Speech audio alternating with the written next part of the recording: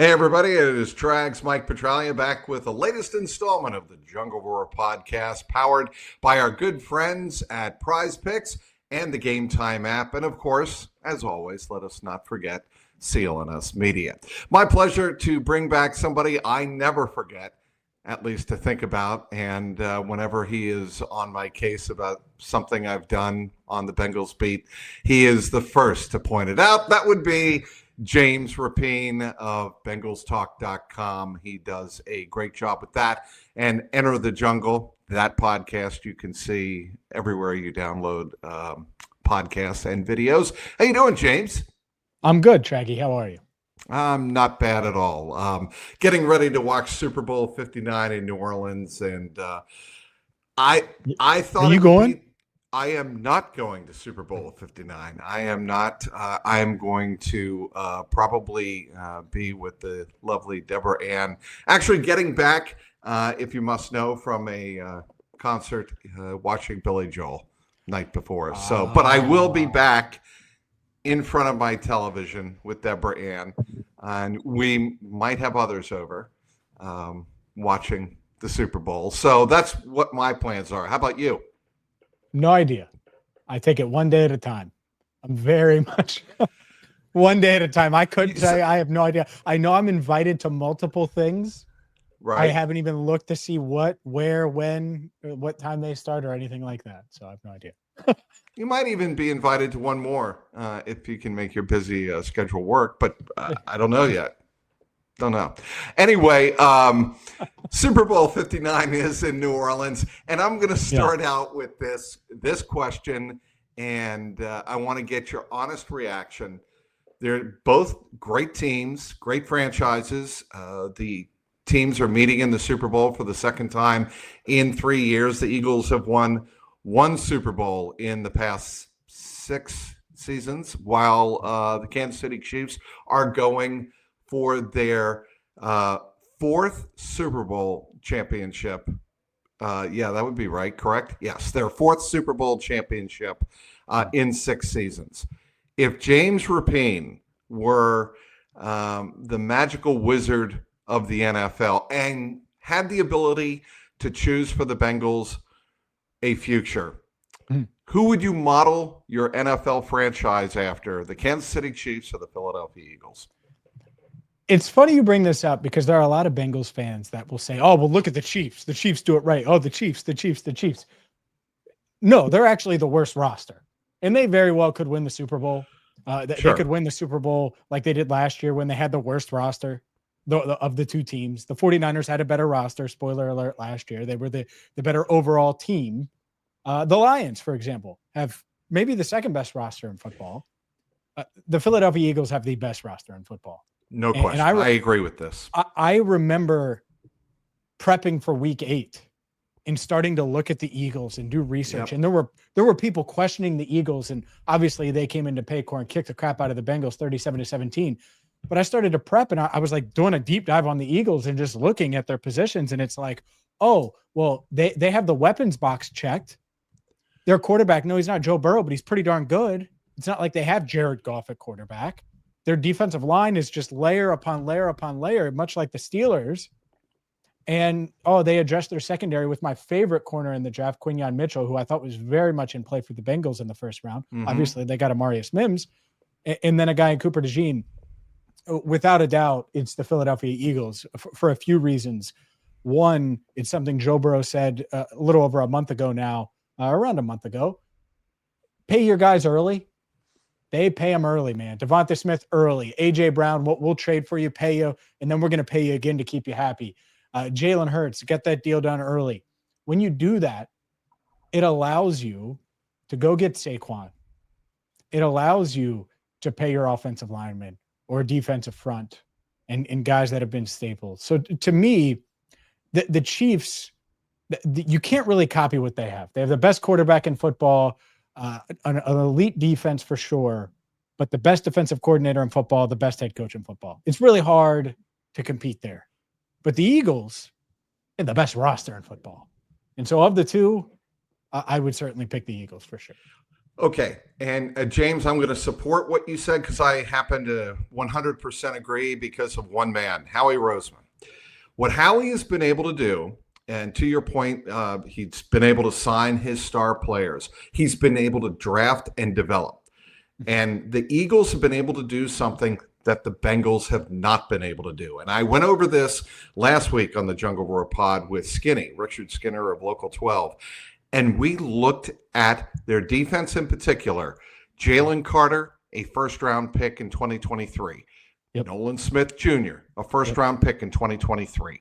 Yep. Jordan Davis, a first-round pick in 2022. You see where I'm going with all of this? Reed Blankenship, he was a street free agent in 2022. You already mentioned Quinyon Mitchell, a first rounder in 2024 that the Bengals had an opportunity to get, but I'm not going to criticize what they have in Amarius Mims at right tackle. I said the same thing last week. They have Dejon Cooper, a second round pick last year. The Eagles have been able to draft and develop, and all of those players I just listed are contributors on this NFC Championship team. That's what the Bengals need to do. That's where, I would say a fair amount, if not a majority of the criticism lies in how the Bengals address their roster the last 3 seasons. And what's wild is it's not like the Bengals ignored their defense. Like when you're reading off those guys, well, they had a shot at Nolan Smith. They went with Myles Murphy. Yeah, they've drafted multiple corners in the second round. They took a first round safety, and it's the drafting and then the developing. I don't think they're wrong with all of those guys, but you got to be able to develop them. And That's what the Eagles have been able to do. And the Eagles have also not let their studs leave. There's a marriage there. And it is something that Bengals fans need to hear. You don't get better by letting T Higgins walk. You don't. You can say, oh, well, they got to fix the defense. Well, you know how you fix the defense, Trags? By drafting well. Correct. By developing your guys. By, signing some guys that are going to help, and they can do that without breaking the bank. They haven't really broke the bank on any defensive player that would keep them from signing T Higgins. And it's about finding the right fit and the right guys and the right veterans at the right time. That's what Trey Hendrickson was, DJ Reader, Mike Hilton, Chidobe Awuzie. I mean, you could go on and on about all of their free agent hits. And so that's where I'm at. It's so funny to see how the Eagles have done it. And they've done it despite I don't think they have the best coaching. I don't think they have a head coach that is going to wow you. I would have probably moved on from him last year. Now they give him better offensive coordinators and better coordinators in general, by the way. Right. And things change, but I think they're at a coaching disadvantage going into this weekend and at the head coaching spot for sure. So that's what I would emulate. I don't think you can wake up one day and just have the best head coach in the league. Wake up one day and you do have one of the best quarterbacks in the league, but Patrick Mahomes has got the bling. Joe doesn't. So I can't rank Joe ahead of Pat. I don't think as good as Al Golden may be, I don't think he's going to be Steve Spagnuolo. But what you can do is you can be aggressive and find your guys. And the last thing I will say, Howie Roseman last year, you mentioned it, Quinyon Mitchell, Cooper DeJean. Those are probably the 2 top cornerbacks on their board last year, and they get both of them. They needed secondary help, and they got it right there. Boom. You know why? Because they traded up. And the Bengals had 10 picks in their draft last year, 10. And they knew they would be relying on their draft class. They knew it. They knew that this was a year they were going to have to rely on their draft picks. And you know what they did? They got Amarius Mims, who was really high on their board, loved the pick. And then they sat on their hands, and they didn't move up. Even though you and I both know there are guys on day 2 at wide receiver, at multiple positions, but that they would have liked, that they had ranked pretty high on their board, and they could have aggressively went up and got them. And then we might be having a different conversation about T or about the construction of the roster, about their talent, about everything. Here's my bigger problem with the Bengals is the sense of uncertainty and the unknown about what direction the Bengals are headed going forward. And I think that, extends into the fan base as well, James, that I don't think people know whether or not they want T Higgins back. Like they really want T Higgins back. Like there is going to be a concerted effort to do whatever it takes after getting Jamar Chase done. And I told this to Skinny last week, tell it again to you here today. I think they have to get Jamar Chase done. I think it gets done. I'm just going to consider that a fait accompli. Maybe that's dangerous on my part, given the two sides. What happened last year? But I think that gets done. It's a matter of, do the Bengals make that extra concerted effort to get T Higgins done, to make a reasonable working offer that can be negotiated? And can they do the same with Trey Hendrickson on the defensive side of the ball? I have no idea and no feel for what their direction is in the regard to those two players. They better. That's it. They better. Because good luck selling Joe Burrow on the idea that, yeah, we're going to be so much better on defense without Trey Hendrickson. Okay, good luck. It's one of those things, right? And you can look at Trey's production, and it's there, and I think you put more pieces around him, and guess what? I think it would be even better and be even more efficient. And it doesn't mean he's a perfect player. He is not Myles Garrett. He is not Micah Parsons. He is not those guys. He's a tier below those guys. That doesn't mean he's not awesome and deserves to be paid and get a raise. And I think that's where the Bengals are at. Now, the feeling on T, I want to say probably 3 months ago, Trags, I'm not sure they plan on keeping T. But I don't know how you can't if you're trying to win in the foreseeable future. Because you don't have to win, and this is where the Chiefs come in to play. The Chiefs aren't a perfect roster. What are their strengths? They are really, really good on one side of the ball. Really, really good. And then they get by on offense, and everyone crowns them because they continue to win, so it's probably true. But ever since they traded Tyreek, and especially now that Travis Kelce isn't the Travis Kelce we remember, they are searching at receiver. I mean, they are searching, but they patch it together and make it work. That doesn't mean every team should say, screw receiver, let's focus on defense. It can be done the other way. It can be done the other way where, the Bengals don't have to have a perfect defense. It can be good enough. And then you just overwhelm teams with quality guard play and some elite weapons on the outside with Joe Burrow throwing them the ball. He is James Rapien, does a fabulous job covering all things NFL and the Bengals, of course, for BengalsTalk.com and SI.com. I want to tell you about Game Time, the best way to get your tickets. Game Time has a new feature called Game Time Picks. Now that makes getting tickets for events even easier. Game Time Picks filters out the fluffs to show you only incredible deals on great seats, so you don't have to waste your time searching through thousands of tickets to find the best value. What do I love about Game Time? I love curated deals that make it easier to find the best price on great seats. This feature I really enjoy and appreciate. They have seat views before you buy because you want to know what the field or the floor is going to look like before you make that investment to buy the ticket. And they have the lowest price guarantee. Game Time ticket coverage is the following. Your tickets are guaranteed to be delivered on time and your purchase covered with the most flexible customer service policy in the ticketing industry. Take the guesswork out of buying tickets with Game Time. Download the Game Time app, create an account today, and use that code CLNS for $20 off your first purchase. Terms apply. Again, create that account today and redeem the code CLNS for $20 off. Download Game Time today. Last minute tickets, lowest price guaranteed. Back with James Rapien of BengalsTalk.com and SI.com. What did you think of Myles Garrett here on Monday requesting a trade from the Cleveland Browns? Expected? Expected. Understand it. It felt kind of inevitable. And I don't blame Myles. I think Myles has been a good soldier through multiple coaches, multiple quarterbacks, multiple trades, multiple big splash win now moves, and it hasn't worked. And I think when he's dealing with a bit of a foot issue, still playing elite, obviously had 14 sacks this year.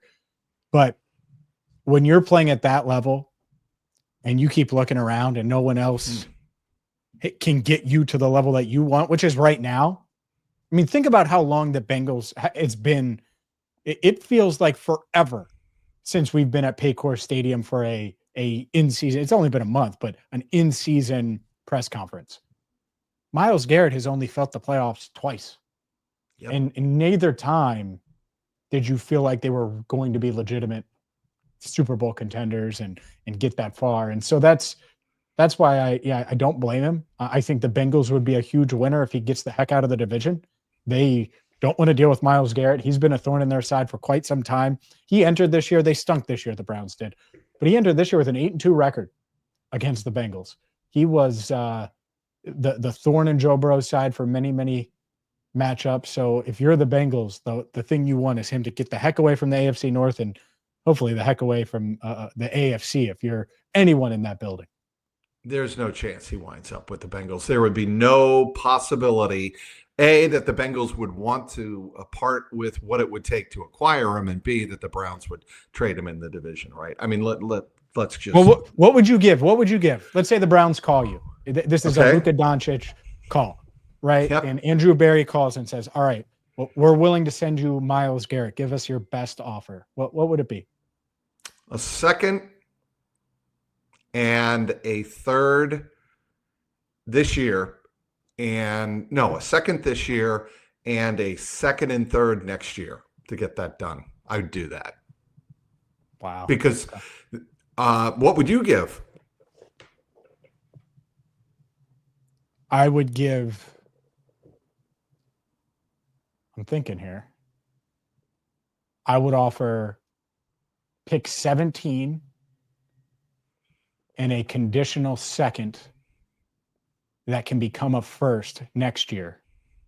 And one of the conditions, it's based on playing time and a few other things. And the other condition would be winning the Super Bowl. So it's likely a first and a second. I would do that. Myles Garrett is, and you got to pay him. I get it. I would still give up a first and a second for him.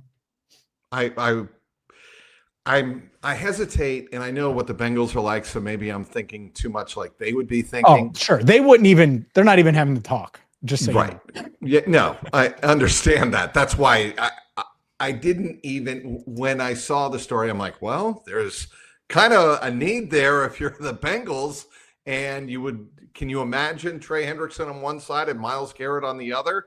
I mean, there are teams that would say, okay, let's try to get that done no matter what it takes. But the Bengals, yeah, go ahead. Would you do Myles Murphy in 17? In a heartbeat. Myles Murphy in the 17th, and that's it? Yeah. Well, you just Wouldn't said you? a 2 and a 2 and a 3. Well, I would do more than you is all I'm saying. I mean, he's Myles Garrett. Well, I'm talking about three picks that would have definite high value, 3 picks that would be in the first 2 days of the next 2 drafts. But maybe, it probably would take more than that, but that would be a starting point for me. And then I'd be willing to go up to a first this year. And I would be willing to go up to a first next year. And that's it. And if that were 2 ones, one this year, one next year, if that got it done and you could put Myles Garrett on the opposite side of Trey Hendrickson, yeah, I'd do that. Would you trade T? Would you tag T and trade him and pick 17 for Myles if you could? Obviously, the Browns would pay T in this scenario. You wouldn't have to pay T. You could pay Trey and pay Myles.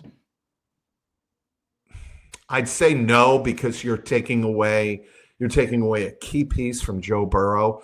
Mm-hmm. If it weren't Joe Burrow, I'd say, yeah, I would do that. I definitely do that, but it's Joe, and I think T and Jamar together mean a lot to Burrow. The reason why that's important is because you just said, I'd say no because it takes away from.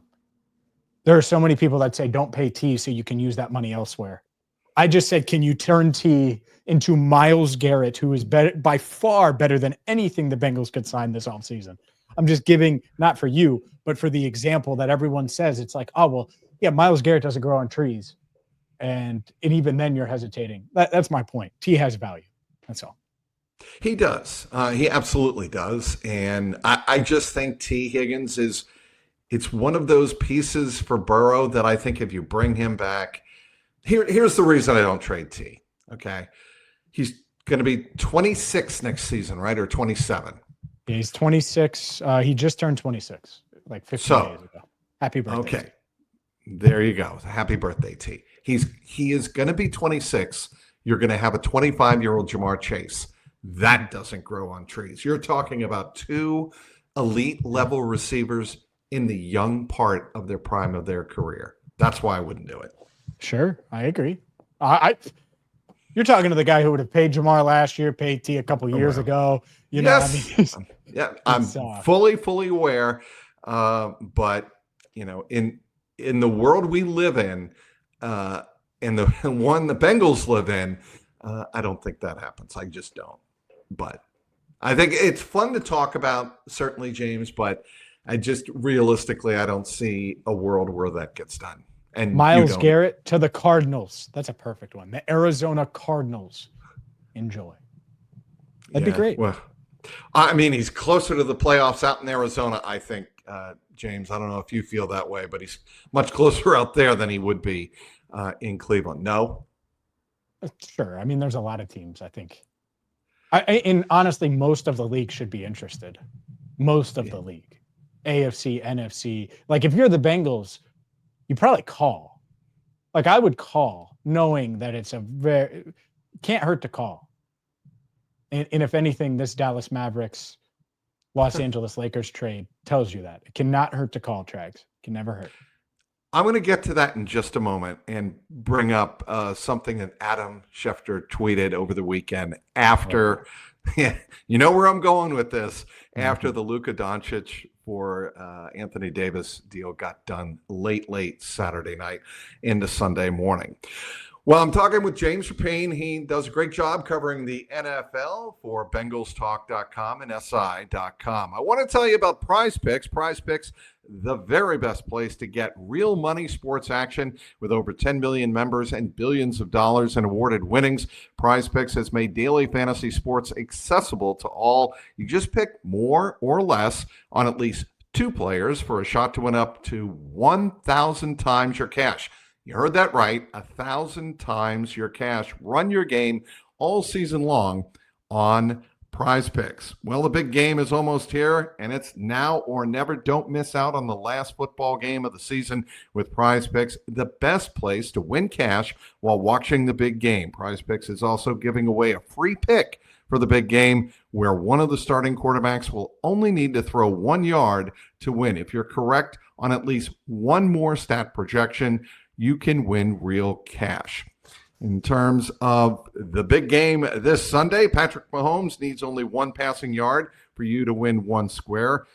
Will Saquon Barkley rush for more than 112.5 yards? Will Jalen Hurts, Eagles quarterback, pass for more than 215.5 yards? Will Travis Kelce have more than 62.5 receiving yards? Will Xavier Worthy have more than 56.5 receiving yards? Be sure to check Prize Picks for up-to-date player projections. Download the app today and use the code CLNS to get $50 instantly after you play your first $5 lineup. Again, download the app today. Use that code CLNS to get $50 instantly after you play your first $5 lineup. Prize Picks. Run your game. Back with James Rapien here on the Jungle Roar podcast.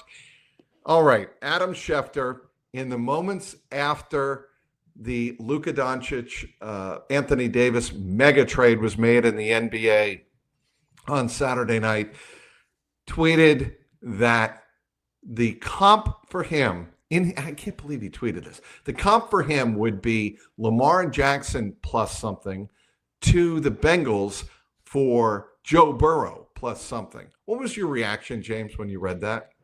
It just doesn't make any sense from an age standpoint, an Anthony Davis standpoint. Now, Lamar and Joe can both be the Luka side for sure, but they can't. Neither one of them is the Anthony Davis side. Right. And Anthony Davis is awesome. He's going to be a pro basketball Hall of Famer, which is easier than most Hall of Fames to get into, but he's without a doubt a Hall of Famer.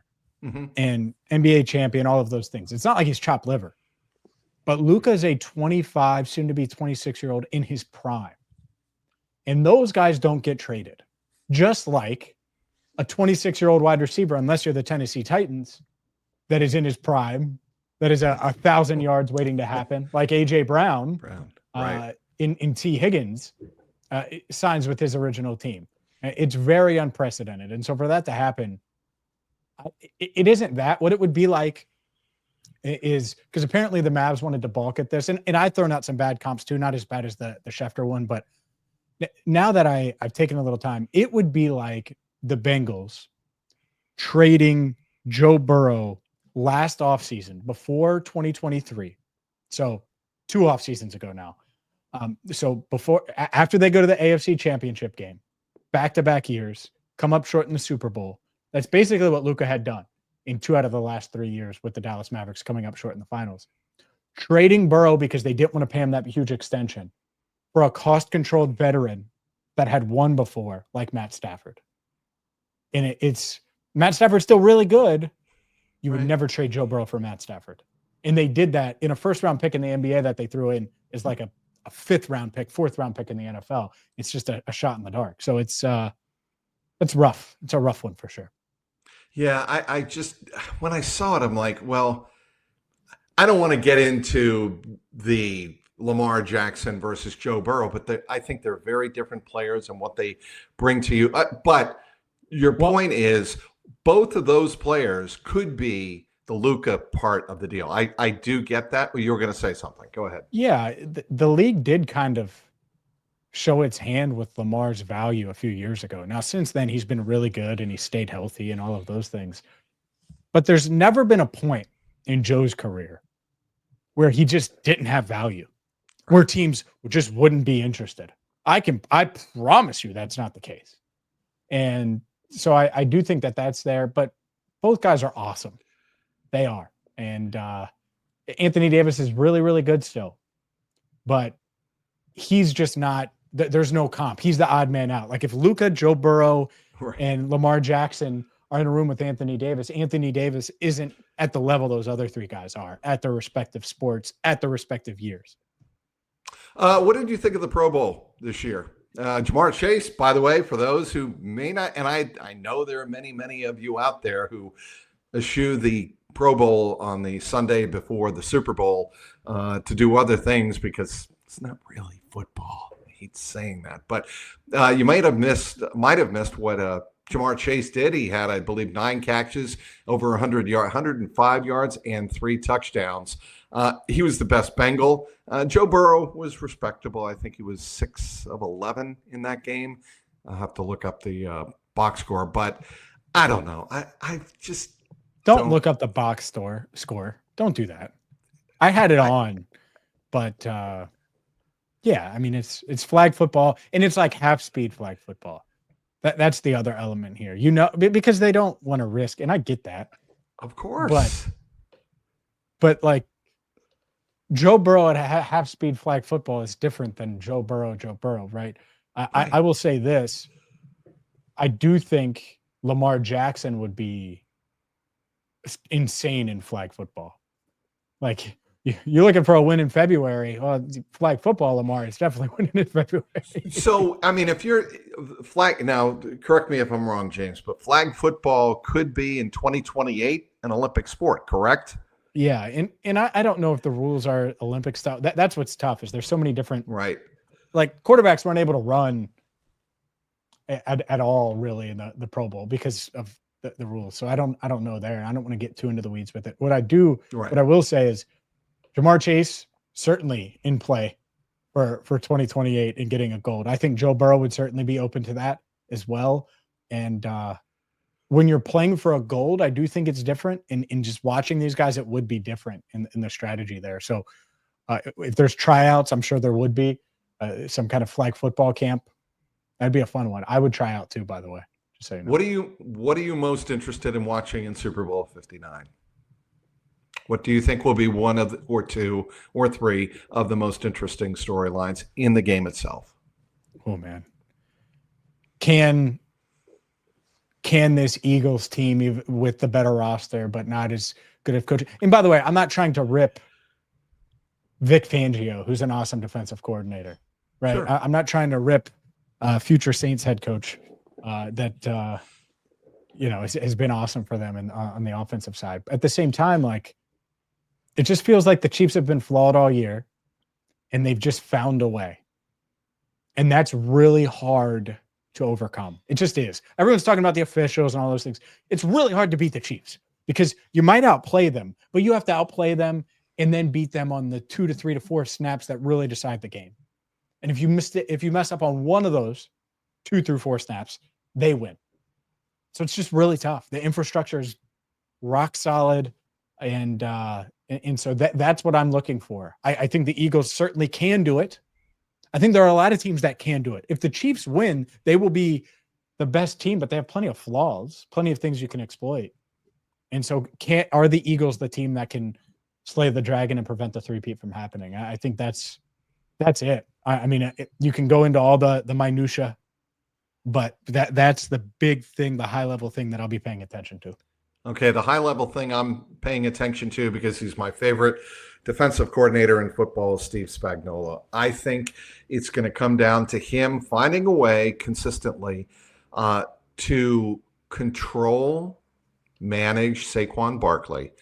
The Bengals, if you go back and look at that Week 8 game, I thought the Bengals did a pretty good job for about 2.5 quarters until late third quarter of managing Saquon Barkley in a way that I think the Chiefs are going to have to do. You want to make Jalen Hurts in this game beat you by throwing the ball. And yes, he has Devontae Smith, and yes, he has A.J. Brown. But you want to make Jalen Hurts beat you and not Saquon. And you've got to win the battle in the trenches. Well, that's if Jalen Hurts has to beat you, then that's the huge question mark, right? And Kellen Moore is the name I forgot. We'll see. He's going to be the Saints head coach, but can he go toe to toe there with Andy Reid and make sure, because you're going in with the inferior quarterback. The Bengals don't feel that way when it's Burrow versus Mahomes. Let's deep down know, like, that's Jalen Hurts is not at the level that Patrick Mahomes is. So if you can get Saquon going, take a little pressure off of Hurts, then he has the weapons. He can get the weapons going. The tight ends, got the wide receivers on the outside. So huge factor. I agree with you. And how Spagnuolo takes away Saquon, probably outside of turnovers, defines the game. Give me a score. I haven't even thought of it. I mean, I'm okay. Not well, I don't want you to scoop yourself. And I haven't even thought about it. It's not that. I don't even have a score scheduled. I mean, I would probably lean Chiefs by 3, because I picked against the Chiefs last year because I thought the 49ers had a better roster, and it blew up in my face at the end. I'm not doing that again. And so I'll take the Chiefs by 3. I'm going with the Eagles by 3, and I'm going to kind of go back to the 07 Patriots. The 07 Patriots were on the brink of accomplishing history. The Chiefs are on the brink of accomplishing history, obviously going for a three-peat. No team, James, and I find this hard to believe, no 2-time back-to-back Super Bowl winner has ever even made it back to the Super Bowl. The closest were the 49ers in 1990 when they were beaten by the Giants at Candlestick Park. But I think that in this particular case, the Eagles are going to be able to do what they need to do to slay the dragon finally, and I think they're going to be able to beat the Chiefs. They have more talent. They have more talent. They have the better roster, so I'm not going to argue with you. The Chiefs beat the Eagles a couple of years ago to start this run by 3 points. I think the Eagles turn the table and win it on a last-second field goal. Yeah. Would not shock me one bit if that happens. I think a lot of people watching and listening are hoping that happens, Trags. What are you and Jay Morrison, what do you guys have going right now on all Bengals, BengalsTalk.com, excuse me? Jay just started a free agency series. I know he wrote about Trey Smith today. He's going to be writing about a ton of the free agent targets, who fits, who doesn't, for the Bengals. So we'll have that. Obviously, the latest on any news, rumblings, and plenty coming your way. I mean, the combine's just a few weeks away. So, I mean, we're going to be busy for sure. All right, he is James Rapien, does a fabulous job covering all things Bengal for Bengals for Bengalstalk.com. There we go. Woo! And of course, Enter the Jungle. Where can people watch Enter the Jungle, James? Cincinnati Bengals Talk on YouTube, and make sure you check out the Locked On Bengals podcast as well.